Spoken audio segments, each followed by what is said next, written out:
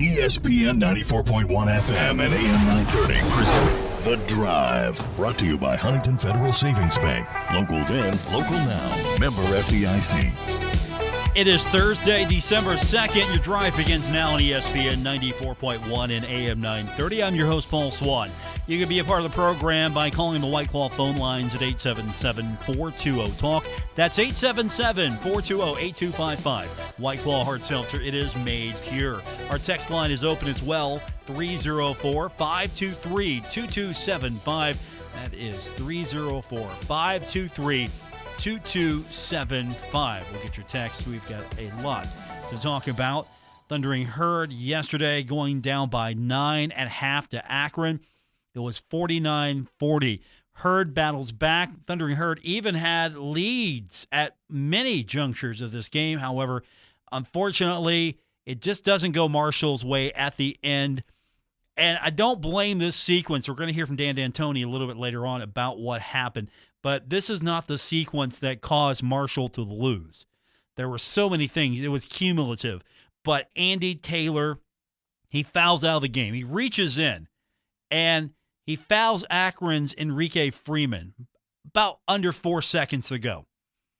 So Freeman goes to the free throw line. He hits both of his free throw shots. He puts Akron up 88-86, and then Marshall can't get a go-ahead basket to win the game. So Marshall loses the game. It was disappointing in so many ways just because foul trouble was a huge factor in this game. You lost the services of Obina and Achille Killen. He wasn't out there for the majority of the game, and you need him. He is definitely someone you need to be on the court because he gives you so much. You look at the stat lines from the game. Here's the problem. A lot of the guys you depend on for some defensive help weren't not out there. Obina was out there 8 minutes and 39 seconds. He was 0-2 from the field. He had 1 rebound. That's it. No blocks, nothing. Just 1 rebound. Darius George was out there for 24 minutes, and you got 6 total points from him. Michael Byers, you got 5 points from him. Marco Saranic, he was out there for almost 17 and a half minutes. You got 3 points from him. Chase McKee, 1 point. Kyle Braun was out there, 3 points. Now, you did get great production, though, from Andrew Taylor, 26 points. 26 points there. That was a good game for him. Taevion Kinsey, 30 points. So you look at some of the performances. I thought David Early looked okay out there, 18 and 43 minutes of game time for 11 points. So there were some good things here. I mean, you look at how the Herd shot first quarter or first half. They shot 14 of 29. They were 5 of 10 from the three-point line. Free throw line, they were 7 of 10. Second, they were 19 of 33, 6 of 13 from the three-point line, 2 of 7 from the free throw line. You got to make those. For the game, 9 of 17 from the free throw line. For the game, Akron hit 21 of 29. Now, that's not going to win you any games if you put them on the line all those times. At the same time, you can't get defensive stops, and when you foul, you're putting Akron on the line for free throw opportunities, and that's where Taevion Kinsey looked at when he was talking about the game last night. They shot over 72% from the free throw line. They had 29 looks, hit 21, and that was a big reason why Marshall was not able to pull away when opportunities presented itself. I mean, there were chances for Marshall to maybe pull away from Akron, put Akron away, turnover, a foul, giving Akron an opportunity to go to the line, put points on the board, and that's where Taevion Kinsey started talking about the game last night on how Akron made free throws. They made their free throws. That's what I want to say. They made their free throws. We didn't. We had too many times where I went to the line, I split. We didn't, count 2 key free throws towards the end. But, on the defensive end, when we fouled, we played the whole game fouling, and you just can't do that. We can't put those guys in a situation, especially when they're at home. They know their rims. So they went to the free throw line and they capitalized off of it. And when they missed, they capitalized off of it with a rebound. And that's some things we got to clean up. It's just a toughness. It's just wanting to win the game. And you got to want those moments. You got to definitely want to box that man out to get the rebound. You got to definitely want that rebound if you want to win the game. And that's what ultimately it comes down to, is just the fire inside of you to win that game. And we didn't have that tonight. He's not pulling his punches, is he? There's a lot of things that Hurd didn't do, and Taevion was not here to offer excuses. That's one thing I love about him. He's not here to offer excuses. There was a sequence. You get a big three late by David Early. And it felt like maybe the defense relaxed a little bit after that. And that kind of hurt the Herd. Again, going back to what Taevion was talking about, just, you got to go out there. You got to play. You got to get these things. And he talked about last night about that sequence with David Early and just where the Herd failed to continue to play with the intensity they played in certain areas of the game. Can't relax in moments like that. That's when the fire has to come. Not being anxious, not being overwhelmed in the moment, just like sitting down, playing defense. After we hit a big shot, you got to act like you've been there. And we acted like we was there until we got on defense, and we just, we committed a silly foul that, definitely hurt us in the end. And then he goes down, misses the layup, guy comes down and capitalizes off an and-one dunk. And just plays like that just hurt. It's kind of like a dagger at the end. Then he goes to the line and makes the free throw. And we come down and we try to get Drew the shot. And, I'm living and dying with that. And he didn't make the shot, but that's okay. And then we got a foul and they went to the line and they hit their free throws once again. So just in those moments, you just got to lock down. We can't have that slip up where we foul or he misses that layup. We got to get that rebound. Ultimately, like I said, it's been rebounds and just wanting to win the game. And we just didn't do that tonight. He's not, again, pulling his punches. There were a lot of things that the Herd didn't do. One thing that the Herd didn't do was, I think, play smart basketball. There was a lot of foul trouble on the court, including not having Obina out there for the majority of the game. And I know that's got to be frustrating for your team when one of your better players, someone who provides a lot of different characteristics that could have helped out in that game. Shot blocking, rebounding, things that sorely were missed in that game yesterday. And Taevion talked about that. I asked him how frustrating it was, not just the game itself, but just how frustrating was it not to have Obina out there on the floor? It's definitely frustrating, but that's when another guy has to step up. That's why we have a team. Obina has been a big piece, but as when I came in as a freshman, like you only have a certain time. You only have a certain amount of time. If you're coming off the bench, Coach Dan always says you have to come off the bench with fire. You have to come off the bench ready. If some guy might go hurt, God forbid, some guy might get hurt. Some guys might get in foul trouble like tonight. You have to be ready at all times. And like I said, it starts in practice. You can't be messing around just because you're not in. And you everything comes full cycle. And we seen that tonight. And Obina did his best, but he wasn't able to be in the game that much. And AT had to come in. And he has some things he has to focus on. But he played his best that he could. But it wasn't good enough to get the job done from any of us. So we got to figure out how to finish games, get the job done, and be ready when your time is called. Next man up, Taevion Kinsey calling for the next man to step up and do his part. I know there were a lot of long conversations at halftime after the game, and it feels like turnovers. And again, I don't think that early committing a turnover late in the game lost you the game, but it could have helped you.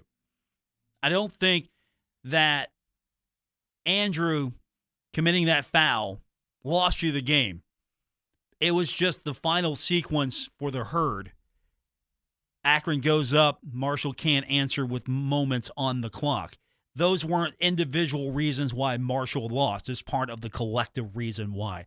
And you heard Taevion talking about it early. I mean, the team got a little lax on defense, and you still got to fix those mistakes. Early made mistakes. you can't say he's the reason why. Andrew Taylor had a tremendous game. Final sequence for him, not the one he wanted.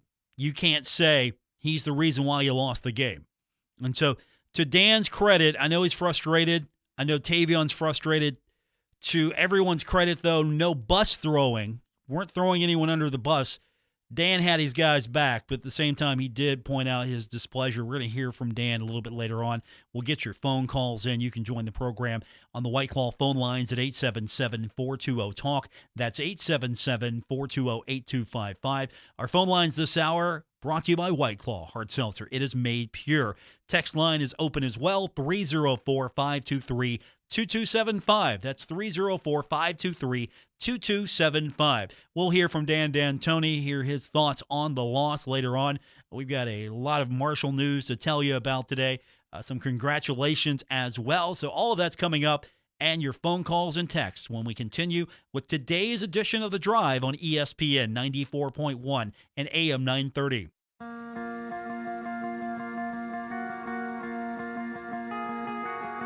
This is The Drive with Paul Swann on ESPN 94.1 FM and AM 930. Brought to you by Huntington Federal Savings Bank, the local bank that's here for every step of your life's journey. Member FDIC. We're recapping Marshall's loss to Akron, also getting your phone calls and text in. You can join the program on the White Claw phone lines at 877-420-TALK. For those of you who can't spell out TALK on your phone, it's 8255. 877-420-8255. Text line is also open for you at 304-523-2275. Paul Swann, your host for today's edition of The Drive here on ESPN 94.1 and AM 930. Tough night last night for the Thundering Herd.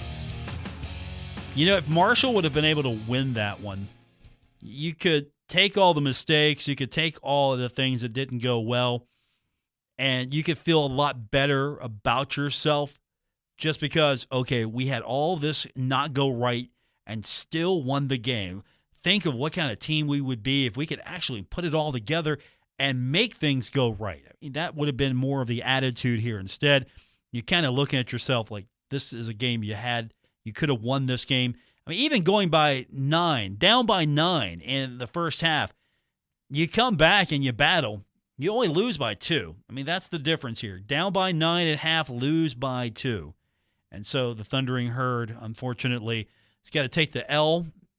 Dan talked about that when we were talking about David early. You'll hear that in a minute.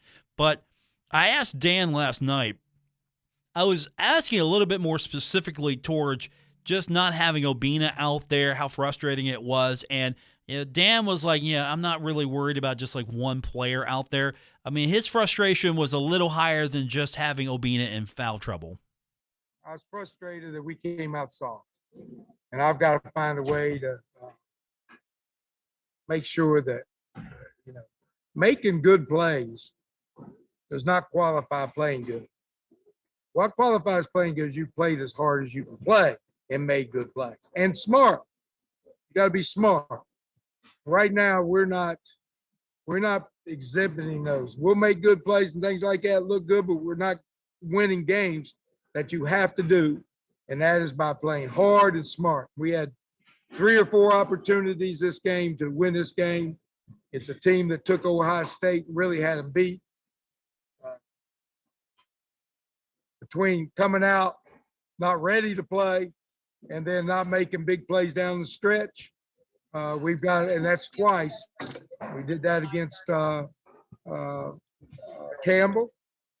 We did here, really, we did it against Indiana, where we have moments, or at least 5 minutes in there, that we're not getting the job done.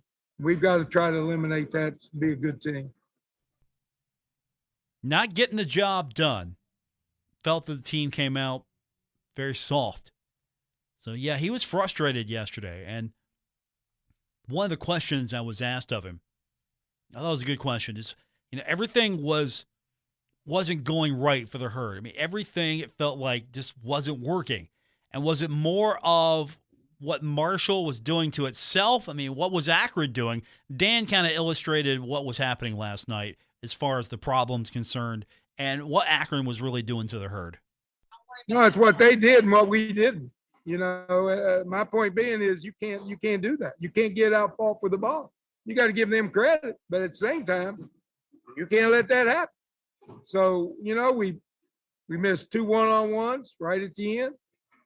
We, like you said, gave them up about 3 rebounds, efforts down there. We walked when you could have just held on to the ball. We didn't have to go fast, just hang on the ball. So we're making some mental mistakes. Tucson has got to learn to get his head to where he runs what we do and then plays from that. He sometimes wanders around and we get started on a play all messed up because he's not in the right spot. And then what starts bad ends bad. And we've got to make sure that they lock in mentally and come ready to play. That's number one. We gave them a 11-point lead just because we weren't ready to play. And I got to figure out, the biggest thing is figuring out, okay, who are the guys that are going to really come in and play every night? And then go with those guys. And I think we got to go to the ball club. They're athletic. They can play. They're skilled. We just got to find that combination to win ball games. Sounds like to me there might be a lineup change. There might be a rotation change. We'll see. He might have a long talk with the players between yesterday and game time on Saturday. I'm not pretty sure we're going to see a drastic change in the lineup, but I'll give you this. Tavion's going to be starting. Andrew's going to be starting. I don't think you go too far past Obina. If you're going to shake things up, I mean, does Byers start? I think you got to start Obina, right? You have to. This is my opinion. I would have Taevion out there. I would have Andrew out there. I'd have Obina out there. I'd probably have Darius out there. Who's your fifth? What's your starting lineup? You've watched enough Herd games now, right?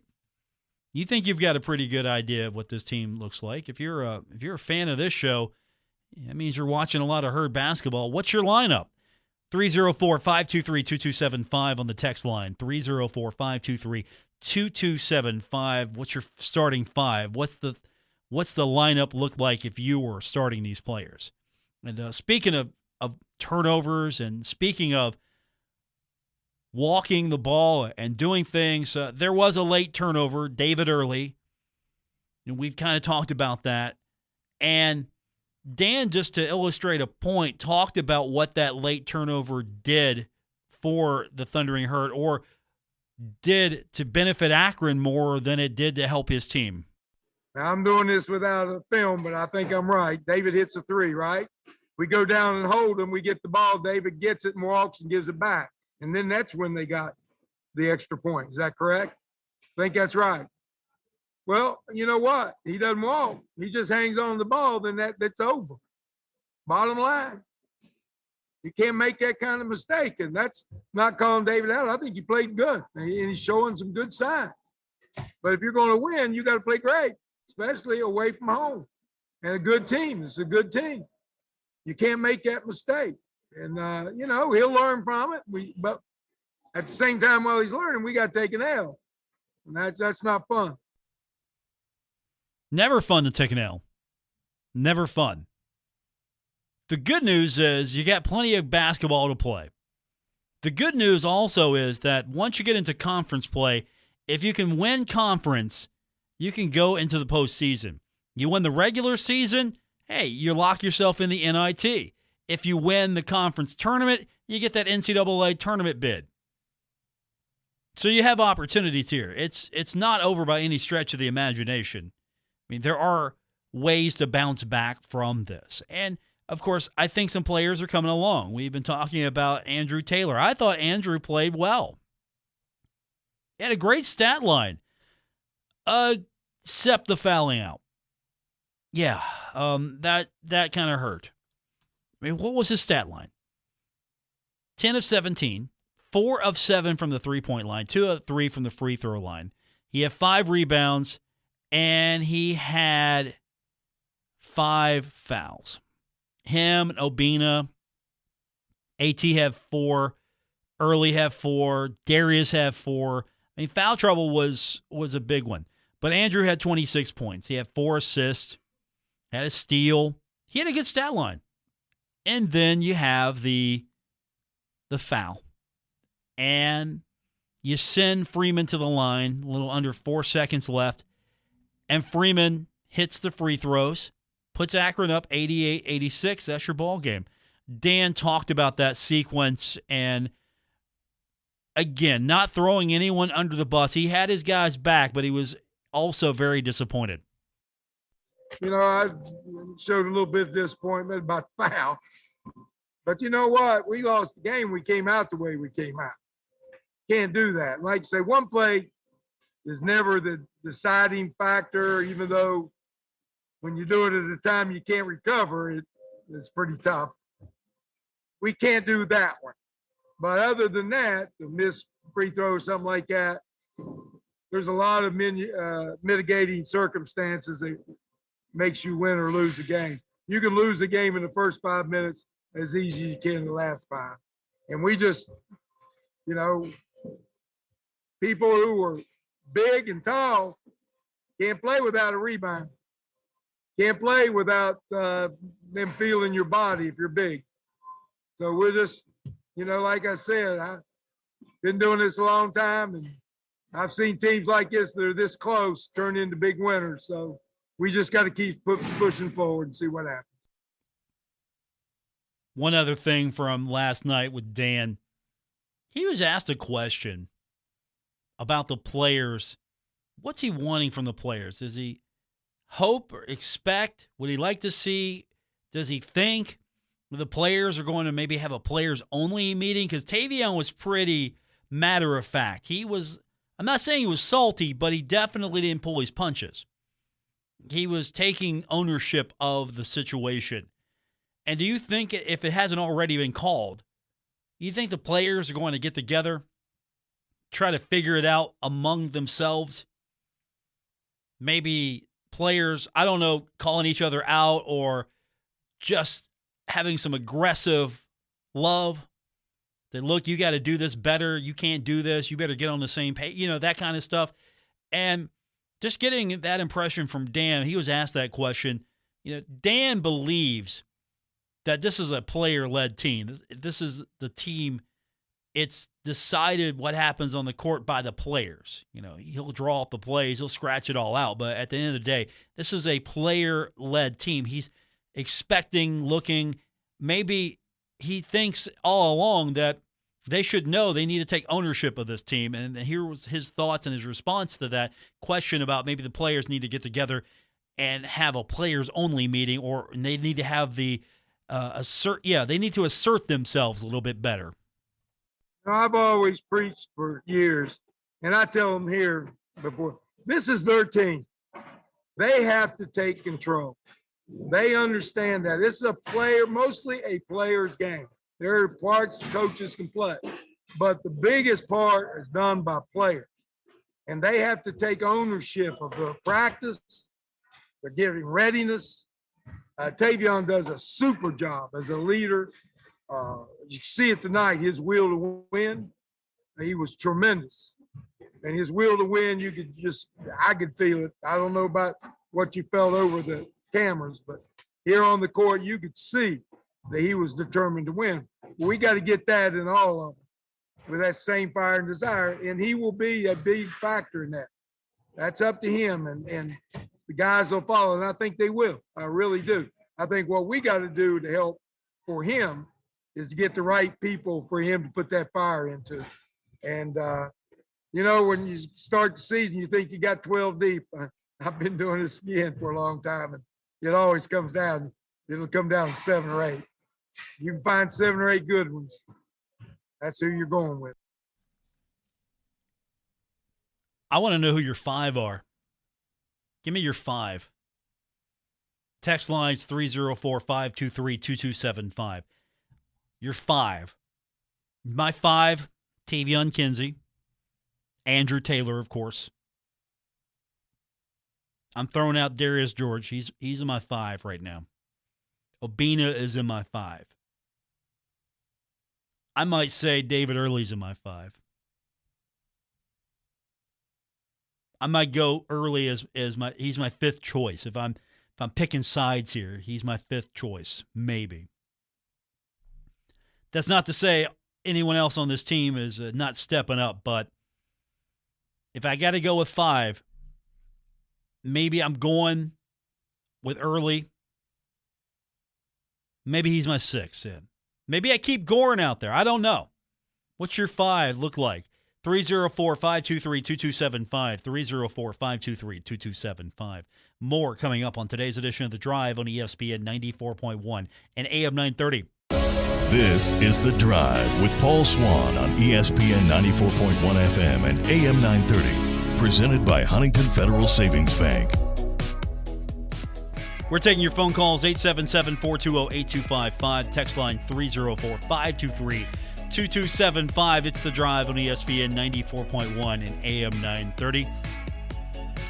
I got a lot of news coming out of Marshall today. I want to thank Marshall University for writing all of my show today. I really appreciate everything that the university has just pumped out here in the last hour or so. First of all, we got to talk about Rasheen Ali. He is one of the 14 semifinalists for the Shaun Alexander Freshman of the Year award. That's coming out of the Maxwell Football Club. He leads the nation in rushing touchdowns at 20, second in total touchdowns at 22, points scored at 32, and points per game at 11. That's pretty good, right? That's pretty good, yeah. One of just 2 group of 5 players to make the list, joining Coastal Carolina defensive end Josiah Stewart. And, looking at bowl projections here from bowlseason.com, Marshall might see Mr. Stewart if the Myrtle Beach Bowl is the thing, and it's going to be Marshall Coastal Carolina. Ali's rushing total now, rushing touchdowns. Number 4 on Marshall's all-time single-season list. He is right behind Jackie Hunt's 26. That was in 1940. 23 by Chris Parker. That was twice, in 1993 and in 1994. Chris was pretty good. He was a good one to watch. Ali's also right now 9th on Conference USA's single-season rushing touchdowns list. So congratulations to him. His 22 touchdowns, total touchdowns, scored are now number 6 on Marshall's all-time single-season list. Also set the all-time record. And the last game set the all-time record for rushing yards by a freshman, 1,239. Doug Chapman had to basically say, all right, man, you got my record. He's on the sideline. I mean, right? Doug's like, you're breaking my record. But I'm cool. I'm cool with that. I'm cool with you breaking my record. Chapman rushed for 1,238 yards as a freshman in 1996. And Ali did it with 1 more yard. It's like, if you're going to break a record, I mean, you break it by 1, right? Like, I'm going to break your record. I'm going to do it by 1 yard. That's pretty good. That's pretty good. So good on him. I mean, you look at the stats here. I mean, it's a plethora of stats here. Also caught 45 passes this season, the 3rd most in a season ever by a Marshall running back. 1984, you got to go back to Robert Surratt, 55 in 1984.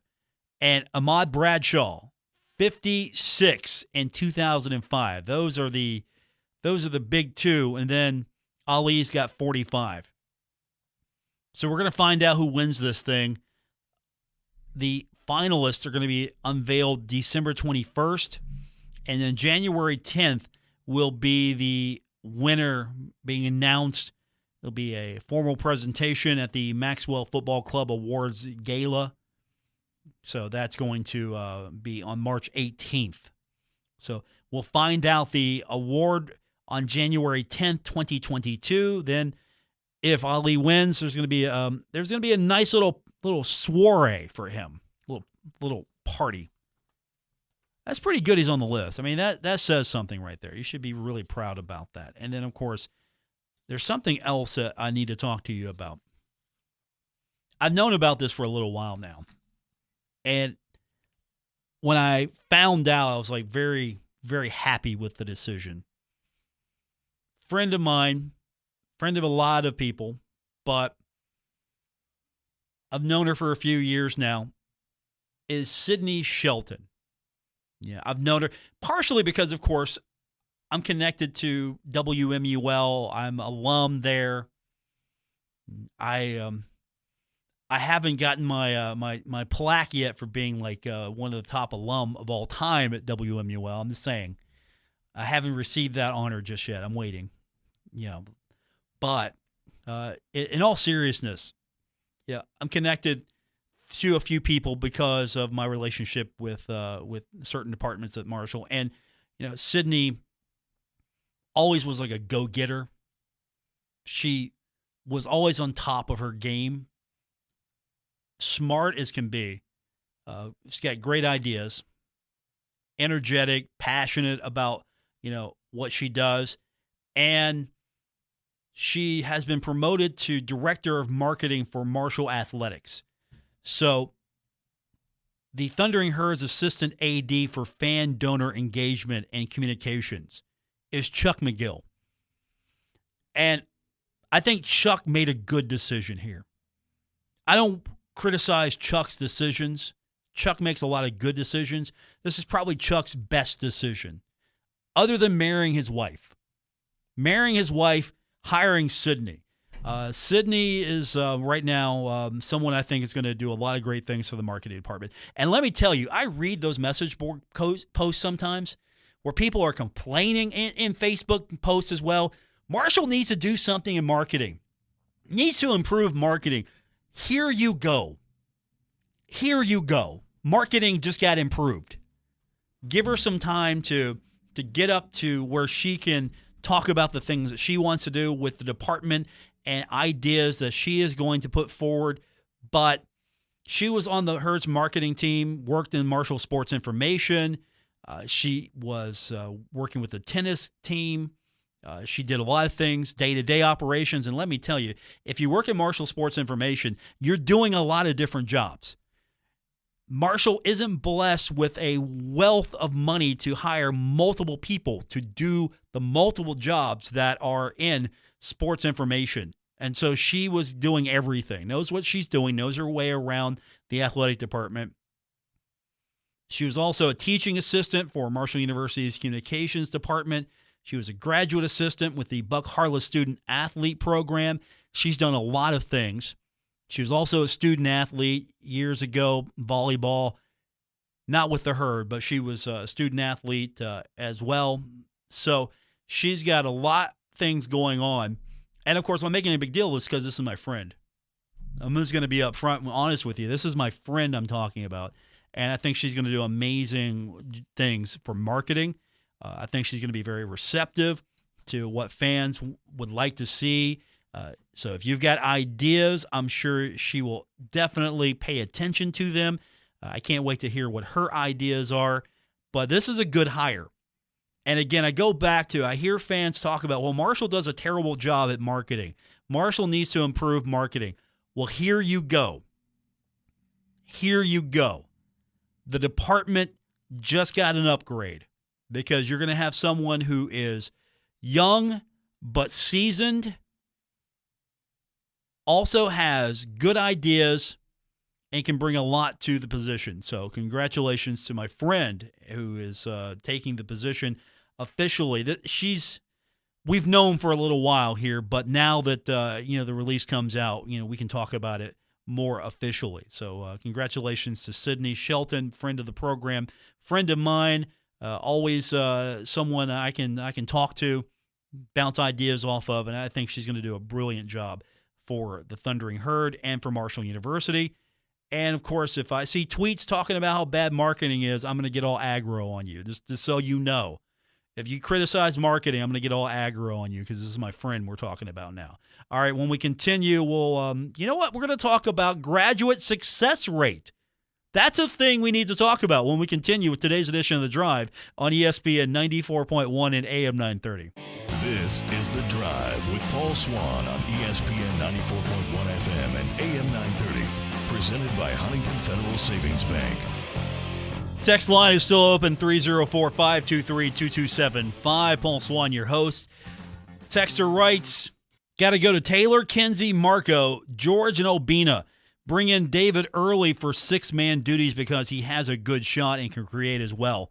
Byers hasn't looked impressive in his minutes, and Goran I don't believe is healthy, or Dan doesn't think he must be that great because why else is he playing 5 to 10 minutes a game? Rebounding is not 100% about size. It's some luck where it lands, and it's also about boxing out as soon as a shot goes up. This team has more potential than I thought coming into the season after losing Jared and Jansen if they can put it together like Dan talked about. Okay, it's pretty good. It's a good lineup there. Where would you go?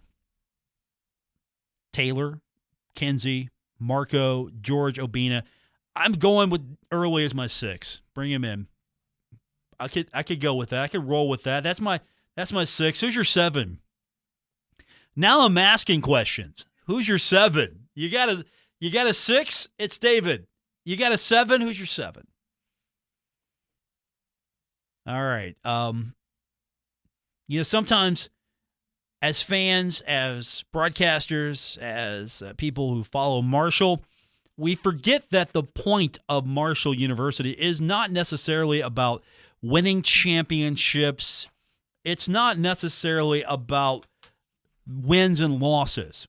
You want those, and you want to give the kids every opportunity to be successful in that arena, but it's not about fancy indoor practice facilities. It's not about who has the most, glow-in-the-dark locker room. It's about academics. And I think Marshall's done a solid job of making sure that the student-athletes have the resources needed to be successful, whatever the field of study is. And Marshall student-athletes, now this is between 2011 and 2014. If you are a student-athlete and enrolled between these years, 2011 and 2014, you put it all together, the graduation success rate, the GSR, is 90%. That is 1 point higher than the Marshall number was last year. This is coming out from the NCAA. 7 of the Herds programs had 100% rates. The third consecutive year, the department has seen at least 6 of its teams achieve that standard. Men's cross country, men's golf, women's basketball, women's golf, women's soccer, swimming and diving, and volleyball all reached perfect marks. These are all the major Olympic sports, right? This is what we call them. But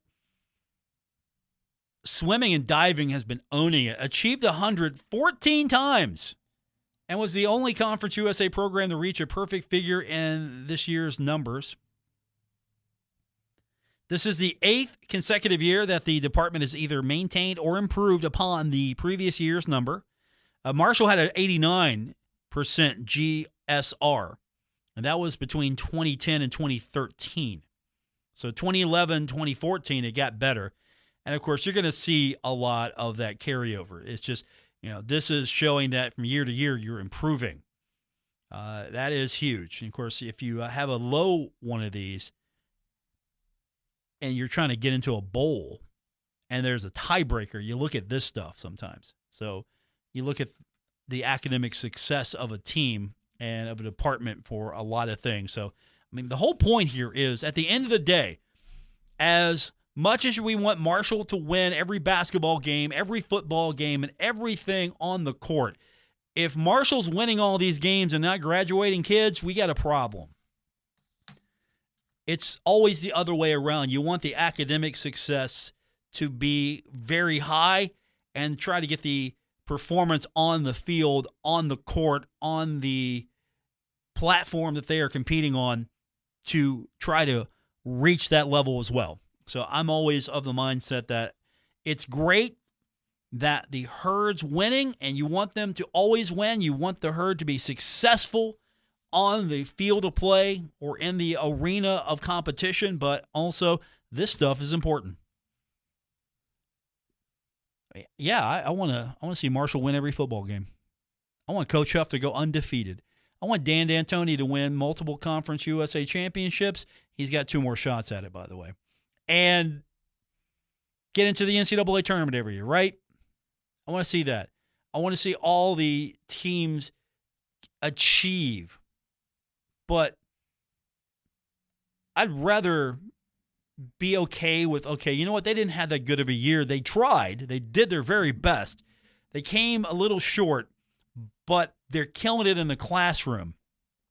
They're not killing it in the classroom, then that's where, I think the big worry is. Because after all, the whole point of Marshall University is to get better, get me better, make me better.